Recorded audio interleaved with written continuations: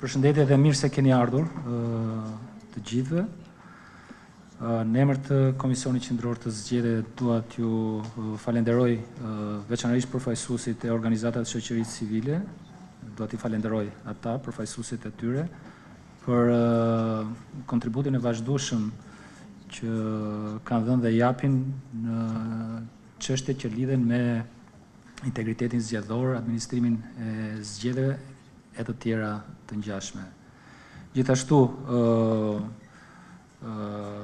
në lidhje dhe në kuadër të natyrës së aktivitetit që zhvillojmë sot, të takimit që zhvillojmë sot, do dua që në krye të erës gjithashtu të falenderoj Këshillin e Evropës, i cili vazhdon të jetë një partner i vlerësuar shumë nga ana jonë, si KQZ, një kontributor i vyer për Komisionin Qendror të Zgjedhjeve dhe për procesin zgjedhor në tërësi në Shqipëri. Diskutimi mbi trajnimin e administratës zgjedhore dhe edukimin zgjedhor është një çështje me rëndësi parësore, themelore për mbarvajtjen dhe mirë administrimin e procesit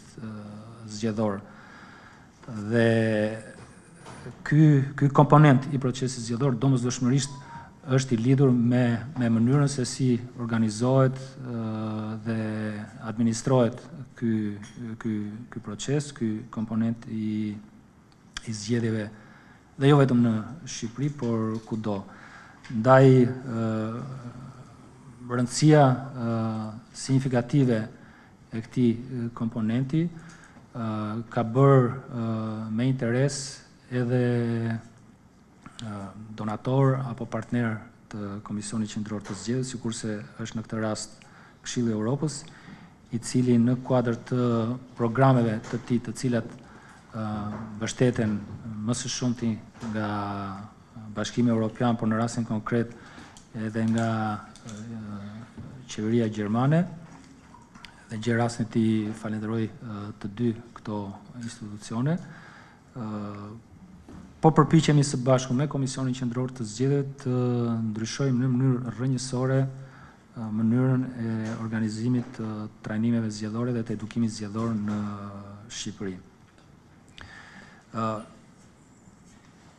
Prej kohësh, në fakt, shumica prej jush këtu, edhe shoqërisë civile, janë dëshmitar, por edhe kolegë të tjerë të Komisionit Qendror të Zgjedhjeve, janë dëshmitar të këtij diskutimi në lidhje me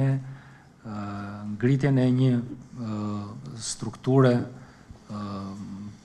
të përhershme, të themi, të qëndërzuar, e cila do të ketë kompetencë të vetë trajnimin e administratës zgjedhore, por jo vetëm, si dhe edukimin zgjedhor në tërësi. Është një diskutim të cilin unë mbaj mend që e kemi nisur që prej vitit 2001, dhe për ato rrethana të cilat ndoshta nuk është rasti për t'i listuar dhe për t'i analizuar, ky proces në fakt ka ngelur vetëm në kuadër të diskutimeve. Me sa duket tashmë, rrethanat e ndryshuara po e bëjnë të mundur realizimin e këtij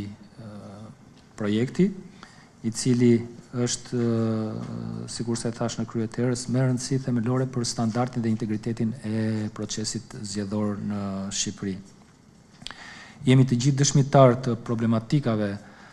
që kanë karakterizuar procesin e trajnimit dhe edukimit zgjedhor në Shqipëri, diku për arsye objektive, por më së shumti edhe për arsye subjektive. Organizimi ndryshe i kësaj sipërmarrje ne na bën të besojmë që do të përmbushi më së miri qëllimet për të cilat zhvillohet trajnimi dhe edukimi zgjedhor. Ndaj jemi të gjithë bashkë për ta bërë këtë diskutim dhe për të marrë një opinion edhe prej aktorëve të tjerë, dhe ky proces mos jetë një proces i mbyllur, pra midis Komisionit Qendror të Zgjedhjeve dhe partnerëve të tij, por është me rëndësi për ne mendimi dhe opinioni edhe i aktorëve të tjerë, kryesisht i shoqërisë civile, asaj pjesë e shoqërisë civile e cila në mënyrë të vazhdueshme është e përfshirë në çështje të administrimit zgjedhor. Duam të kuptojmë më mirë dhe më qartë se cili mund të jetë opsioni më i mirë i organizimit të kësaj strukture apo të këtij sistemi, e kam fjalën për sistemin e trajnimit dhe edukimit zgjedhor. Do të jetë ai brenda Komisionit Qendror të Zgjedhjeve si një strukturë administrative ngjashme me atë se si organizohen institucionet publike në Shqipëri, në shërbimin civil, apo do të jetë një strukturë e cila e varur dhe nën mbikëqyrjen dhe autoritetin e Komisionit Qendror të Zgjedhjeve, por do të operojë si një njësi më teknike, më e pavarur në kuptim të përditshmërisë së aktivitetit të kësaj njësie. Akoma nuk e kemi marrë këtë vendim, patjetër, prandaj jemi këtu për të marrë inpute nga të gjithë interesuarit. Kemi patur diskutime edhe me përfaqësues të partive politike, jo të formalizuara këto diskutime, dhe kemi kuptuar prej tyre, prej të gjithëve, si prej atyre të opozitës, ashtu dhe atyre të majorancës qeverise, fakt një kemi parti e cila është në qeverisjen e vendit, dhe duket që ka një mbështetje për këtë ide, pra për të krijuar një strukturë e cila në mënyrë të përhershme do të jetë kompetente dhe përgjegjëse për zhvillimin e trajnimeve zgjedhore dhe të edukimit zgjedhor në Shqipëri. Është i lidhur fati i kësaj strukture domosdoshmërisht me atë se çfarë do ndodhi me reformën zgjedhore. Pse e them këtë? Sepse nëse do të jetë varianti që kjo strukturë do të jetë jashtë nga pikpamja e organizimit dhe asaj vetë si strukturë, jashtë Komisionit Qendror të Zgjedhjeve, pra në rolin e një qendre trajnimi apo shkolle trajnimi apo agjencie apo institucioni tjetër, natyrshëm që do duhet të kemi ndryshime në kodin zgjedhor ose ligji do duhet ta përcaktoj krijimin e kësaj qendre të themi ose agjencie. Nëse do të ngelemi në këtë kuadër ligjor që kemi aktualisht në fuqi,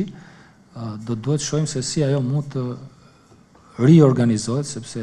gja ekziston si një lloj unity brenda KQZ-s. Do të shohim se si mund të riorganizohet në mënyrë të tillë që të përgjihet më mirë qëllimeve që ne të gjithë kemi në lidhje me trajnimin dhe edukimin zgjedhor. Është e lidhur domosdoshmërisht jo vetëm për faktin se si do të jetë strukturuar kjo njësi të themi, por është e lidhur edhe me atë se çfarë do të bëhet me mënyrën e organizimit dhe funksionimit të komisioneve të niveleve të dyta dhe të treta. E kemi thënë dhe kemi stërthënë që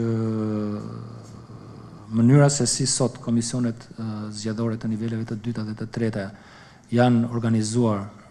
dhe funksionojnë, mënyra se si ato janë të përbëra, në bindjen time të paktën se s'dua të marr përsipër që përfaqësoj opinionin e të gjithëve,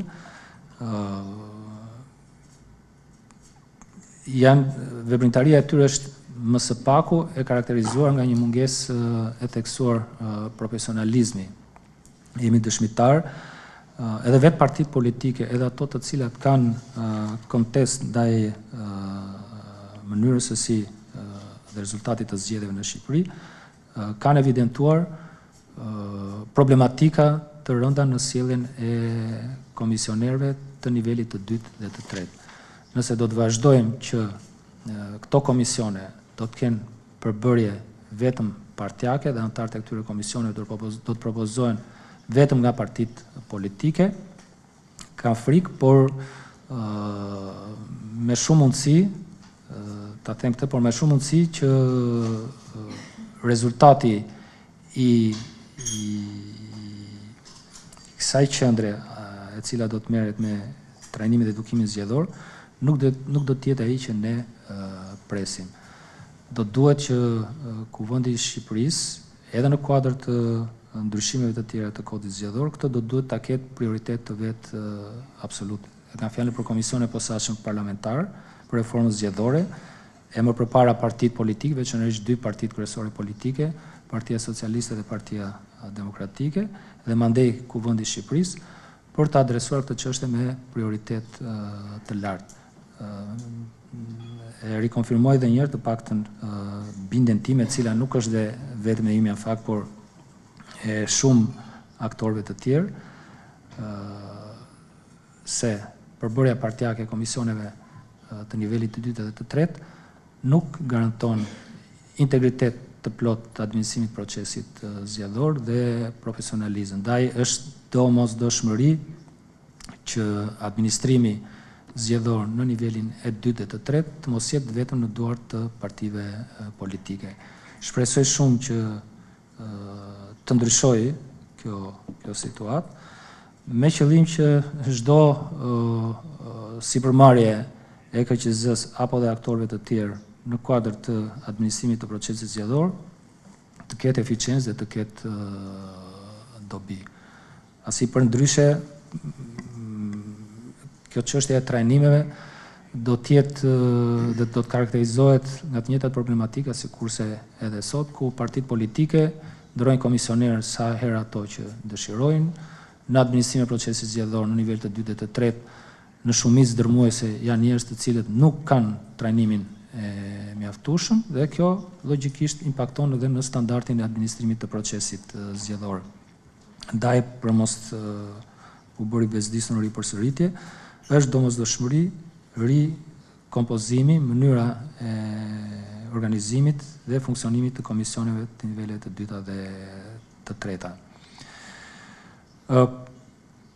Po e përfundoj këtu, pasi është me rëndësi të dëgjojmë të tjerët në lidhje me këtë projekt të Komisionit Qendror të Zgjedhjeve. Faleminderit edhe një herë të gjithëve për pjesëmarrjen, faleminderit Këshillit të Evropës, Bashkimit Evropian, Komisionit Delegacionit në Tiranë, si dhe Ambasadës së Republikës Federale Gjermanisë dhe Qeverisë Gjermane për mbështetjen për këtë projekt, por jo vetëm. Faleminderit.